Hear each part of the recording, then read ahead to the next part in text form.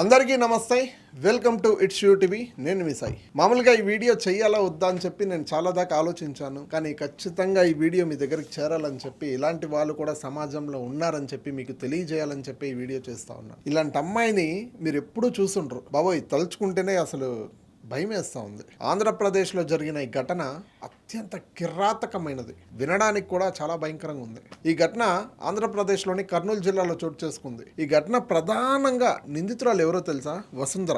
ఒక ప్రైవేట్ ఆసుపత్రిలో నర్సుగా పనిచేస్తుంది ఈవిడ. ఈమెకు బాగానే జాబ్ ఉంది, బాగా సంతోషంగా హ్యాపీగా లైఫ్ లీడ్ చేస్తూ ఉంది. ఆమెకు ఒక గతంలో ఒక యువకుడితో పరిచయం ఉంది, అంతే, ఒక ఇష్టమైన పరిచయం. అది అయితే కొన్ని కారణాల వల్ల వాళ్ళిద్దరూ కూడా విడిపోయారు. అది ఇయర్స్ ఆఫ్ ట్రావెలింగ్లో వాళ్ళిద్దరికీ ఏదో ఇష్యూస్ వచ్చింది, వాళ్ళిద్దరు కూడా విడిపోయారు. ఆ యువకుడు వేరే అమ్మాయిని పెళ్లి చేసుకుని సంతోషంగా హ్యాపీగా లైఫ్ లీడ్ చేస్తూ ఉన్నాడు. ఎవరైతే నేను నర్సు ఉందని చెప్పాను కదా, తన మాజీ ప్రియుడు వేరే అమ్మాయిని పెళ్లి చేసుకున్నాడని ఆ అమ్మాయి నర్సు వసుంధర తట్టుకోలేకపోయింది. అసలు నిజంగా చెప్పాలంటే బాబోయ్, ఎలాగైనా అతని సంసారంలో నిప్పులు పోయాలి, అతను భార్యను శారీరకంగా మానసికంగా దెబ్బతీయాలి, ఏదో ఒకటి చెయ్యాలి అనేసి ఒక భయంకరమైన ప్లాన్ వేసింది. ఆ ప్లాన్ ఏంటో తెలుసా? నర్సు కావడంతో ఆమెకు ఆసుపత్రిలో మెడికల్ వ్యర్థాలు మరియు రక్తం శాంపిల్స్ మీద అవగాహన ఉంది.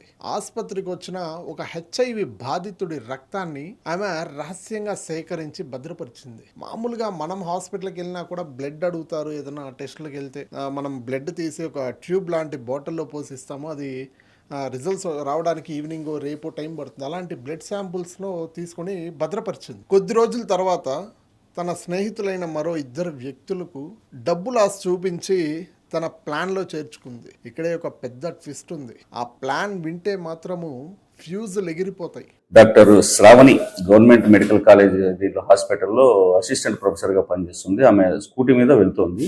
ఆ టైంలో అరౌండ్ మధ్యాహ్నం 2:30 టైంలో ఆమె ఇక్కడ వచ్చి ఒక మోటార్ సైకిల్, ఒక స్కూటీలో వచ్చి ఒక వెహికల్ హిట్ కావడము, తగలడంతో ఆమె కొంచెం కింద పడిపోయింది. కొంచెం కింద పడిపోయి ఆమెకు ట్రూగా ఫ్రాక్చర్స్ కూడా, చెస్ట్ దగ్గర రిబ్స్ ఫ్రాక్చర్ కావడం కూడా జరిగింది.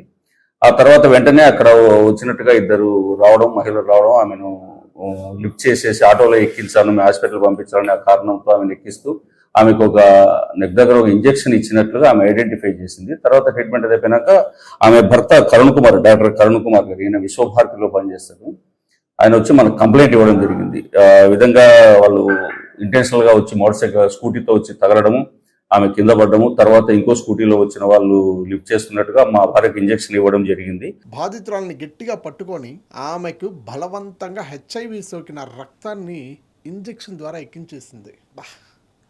కేవలం ఇంజెక్షన్ వేయడమే కాకుండా బాధితురాలిపై భౌతిక దాడి చేసి ఆ విషయాన్ని ఎవరికన్నా చెప్తే చంపేస్తామని బెదిరించింది. అక్కడి నుండి దాడి చేసిన తర్వాత పరారైపోయారు అందరూ. జరిగిన దారుణాన్ని తట్టుకోలేక ఎవరికి చెప్పుకోవాలో తెలియక కట్టుకున్న వాడే దిక్కు అని భర్తకు విషయం అంతా చెప్పింది. ఇంకా ఏం చేయాలో తెలియక వాళ్ళిద్దరూ పోలీసులను ఆశ్రయించారు. పోలీసులు వెంటనే బాధితురాల్ని ఆసుపత్రిలో చేర్పించి పరీక్షలన్నీ చేయించగా ఆమె రక్తంలో విషపూరితమైన కణాలున్నాయి. ప్రాథమికంగా పోలీసులు కూడా గుర్తించడం జరిగింది. అది నిందితులు పారిపోతున్న దృశ్యాలు సమీపంలోని సీసీటీవీ కెమెరాలో రికార్డ్ అయింది. వాటి ఆధారంగా మరియు బాధితురాలి స్టేట్మెంట్ ప్రకారం పోలీసులు వసుంధరను అరెస్ట్ చేశారు. పోలీసుల విచారణలో వసుంధర తన తప్పును ఒప్పుకుని, నేను ప్రేమించిన వ్యక్తి నాకు దక్కకుండా పోయాడు, అందుకే అతని భార్య పైన దాడి చేశాను, ఇంజెక్షన్లో హెచ్ఐవి ఇంజెక్షన్ ఇచ్చానని చెప్పి ధైర్యంగా సమాధానం చెప్పింది. ఆమెతో పాటు సహకరించిన వ్యక్తులు ఇప్పుడు జైల్లో ఉన్నారు. ఉత్త పుణ్యాన పాపం డబ్బు ఆశ చూపించి పిలిపించి ఇప్పుడు ఓచర్ లెక్క పెట్టిస్తూ ఉంది ఆ వసుంధర.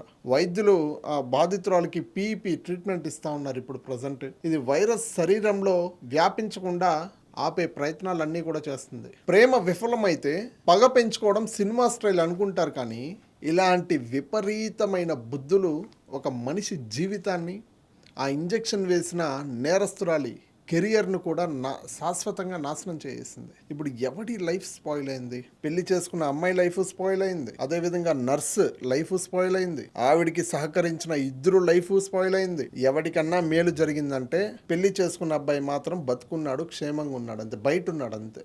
ఇంజెక్షన్ వేసిన ఆవిడ జైల్లో ఉంది, ఆవిడ హాస్పిటల్లో ఉంది. ఇంజెక్షన్ హెచ్ఐవి ఇంజెక్షన్ వేయించుకున్న ఆవిడ హాస్పిటల్లో ఉంది. దీన్ని బట్టి మీకేం అర్థమైంది? మీకేం అర్థమైందో కింద కామెంట్ రూపంలో చెప్పండి.